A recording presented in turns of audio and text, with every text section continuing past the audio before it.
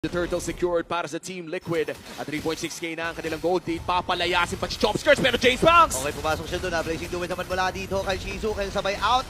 Pero ang problema, wala nang buhay din si Carl DC. Makakatakas din. Kekidot ay kailangan dito makbo. Kaya lang hindi na siya. 1-0-2 siya by the way for this game. Ayan, papasok yata. Okay, si Carlito kaagad ang inuna dito ng AP Bren. Makakatakas din. Sanji nagamit yung Predator Strike. Pero si Sanford ang nauna. Wow! Chopskirt with a kill. Ilapag yung Glory Spotway pero makakatakas ba siya? May flicker. Ayan Nauntog na si lagi sa OM. flicker niya. Kaya naman si Kekidot yung mamamatay. Okay. James Banks ay nabitawan na kagad yung kanyang ultimate. Si Der na ngayon na magiging pundira din na din nagamit yung flicker. Habang Tingnan natin kung makakalapit nga ba ang AP Bren. Respectable na rin ang damage ni Shizo. A 4-item power spike para dito sa Claude. Kaya naman dedepensa sa may bandang itaas ang AP Bren.